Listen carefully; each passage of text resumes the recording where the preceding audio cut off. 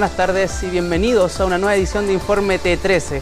En una jornada especial porque hoy se conmemoran 500 días desde el inicio de la guerra en Ucrania, el conflicto bélico que comenzó el pasado 24 de febrero del 2022, en el cual la ONU ha documentado la muerte de 9.000 civiles, incluidos entre ellos 500 niños, aunque se estima que la cifra podía ser incluso mayor. Este balance volvió a aumentar el sábado con la muerte de 8 personas por disparos de cohetes rusos en la ciudad de Limán, en el este, según indicaron las autoridades ucranianas. Y para analizar este tema estamos junto a Alberto Rojas, director del Observatorio de Asuntos Internacionales de la Universidad Finisterra. ¿Cómo está, Alberto? Hola Camilo, ¿cómo estás? Muy bien. Muy bien. ¿Le parece si comenzamos a detallar un poco este tema, 500 días del inicio de la guerra? Porque sabemos que hoy el presidente Zelensky conmemoró la fecha con una visita a la emblemática Isla de las Serpientes. Usted, ¿cuál simbolismo le da a esta visita? Bueno, ciertamente los 500 días es una fecha bastante importante en términos de lo que hemos visto en este periodo. Hemos visto, primero que todo, la invasión de Rusia a Ucrania, una invasión absolutamente injustificada, que transgredió una serie de acuerdos, tratados, etc. Ha generado una crisis humanitaria sin precedente y además ha involucrado a gran parte de las potencias occidentales en este conflicto. Desde un comienzo hemos visto el apoyo de Estados Unidos, sus aliados europeos de la OTAN. Hemos visto también cómo la Unión Europea ha tomado una posición, siendo que no es una alianza militar como la OTAN, en función de apoyar a Ucrania en esta guerra que se ha extendido tanto y que de momento aún no se ve un horizonte en el cual se pudiera decir el conflicto va a terminar en tal o cual fecha. Y la pregunta que surge es ¿cuánto tiempo más la guerra va a extenderse? Las implicancias de eso, el desgaste que esto ha significado para los países cobeligerantes y sobre todo también tomando en cuenta que hay otros elementos que rodean este conflicto, como es el rol que ha jugado China y que puede jugar China a futuro. Y hace poco, esta misma semana, la confirmación del despliegue de armas nucleares rusas en suelo de Bielorrusia. Justamente también estos últimos días se ha hablado mucho de la participación quizás de Estados Unidos y el uso de las bombas de racimo justamente estadounidenses. Ucrania aseguró que no serán utilizadas este tipo de bombas en territorio ruso. ¿Usted cree que será efectiva esta palabra que dicen desde Ucrania? Porque ¿qué daño podrían ocasionar las bombas de racimo? Las bombas de racimo son bombas que se pueden lanzar desde aviones, usando cañones o buses, y que tienen la particularidad de que en vuelo se abren y adentro lo que encontramos son mini bombas que pueden desplegarse ya en el aire en un área de gran alcance, causando una gran destrucción. Una de las cosas que vuelve muy polémico este tipo de armas es el hecho de que muchas de estas mini bombas, cuando caen, pueden estallar en un área o una zona lejana al blanco original. Eso en primer lugar. Y el segundo, que muchas de esas mini bombas que contiene la bomba de racimo pueden no estallar cayendo al suelo. Y permanecen ahí muchas veces enterradas durante años hasta que alguien las encuentra o por accidente detonan. Y por eso son tan polémicas, son tan controvertidas. Se sabe que está el acuerdo de Oslo de 2008, que es un acuerdo que establece la prohibición de este tipo de armas para los países que firman este acuerdo. Estamos hablando de 120 países hasta la fecha. Sin embargo, Rusia, Ucrania y Estados Unidos no han firmado ese acuerdo. Por lo tanto, ellos al entregar estas armas y utilizarlas no están transgrediendo un tratado en la medida que no lo han firmado. El uso de estas armas, insisto, es particularmente peligroso por lo que comentábamos, el hecho de que estas armas pueden permanecer inactivas durante mucho tiempo y terminan afectando a la población civil. Ahora, respecto a tu pregunta de qué va a hacer Ucrania con ellas, sabemos que el gobierno ucraniano tiene un compromiso con Estados Unidos y sus aliados en términos de utilizar todas las armas que ha recibido en estos meses para liberar territorio ucraniano capturado por Rusia, no para atacar territorio ruso, lo cual ciertamente genera una línea roja que de repente puede ser muy delgada, pero que vincula, obliga al gobierno ucraniano a cumplirlo.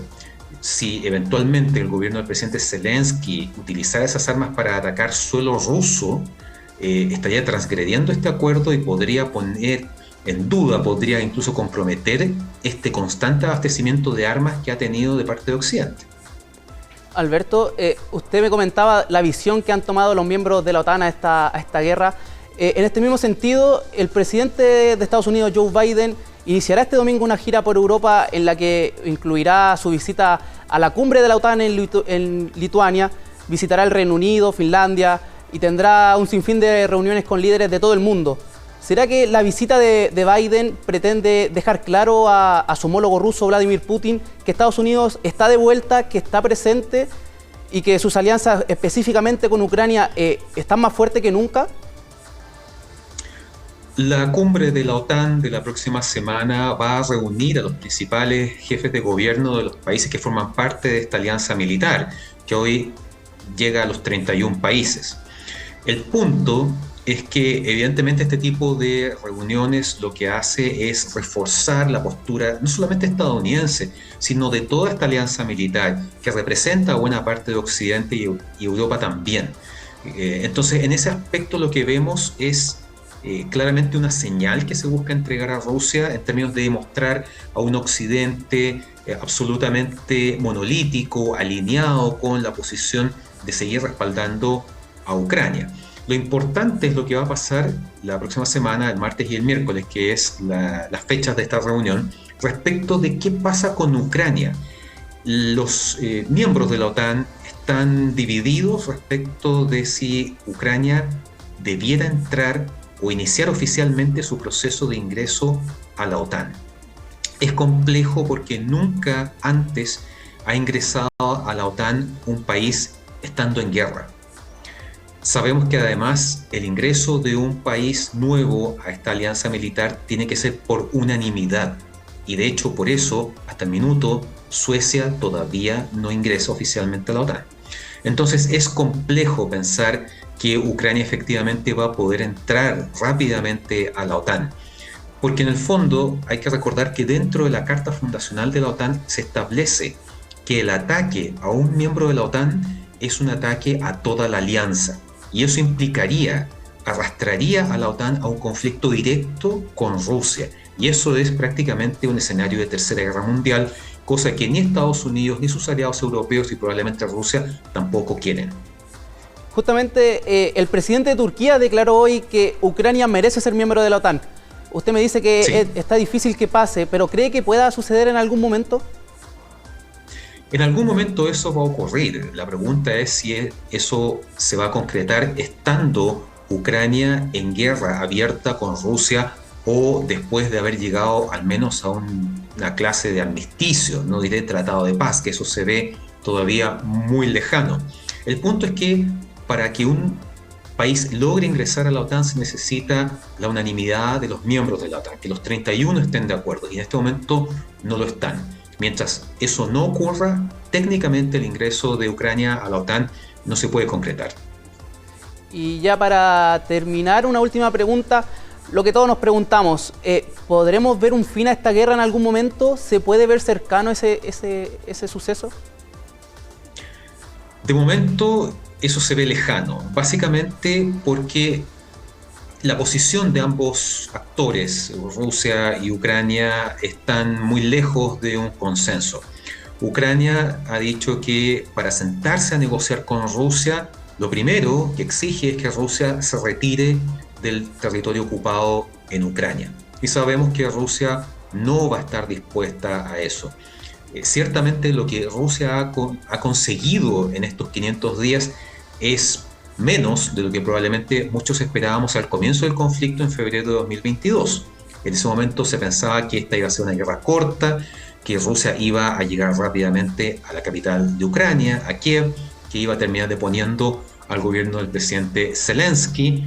Todo eso al final no ocurrió. Y lo que hemos visto es que lo que Rusia ha logrado concretar es el control de un corredor terrestre que le permite conectar el Donbass, la zona este separatista de Ucrania, con la península de Crimea, la península que Rusia le arrebató a Ucrania en 2014. Eso es lo que ha conseguido Rusia hasta el minuto, y para Vladimir Putin renunciar a eso, que ya es poco, insisto, en función de las expectativas iniciales del conflicto, es muy difícil.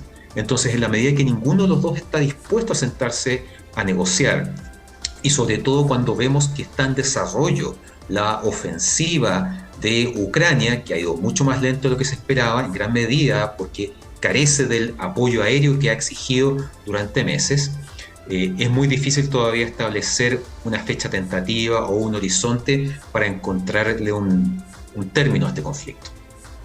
Muchas gracias, Alberto Rojas. A 500 días entonces de la guerra, muchas gracias por esta conversación que nos aclara un poco más el panorama.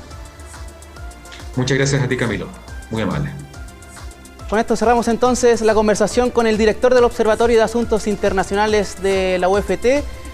Nos despedimos. Hasta aquí un nuevo informe de T13 y los invitamos a reencontrarnos en todas nuestras plataformas de Canal 13. Hasta pronto.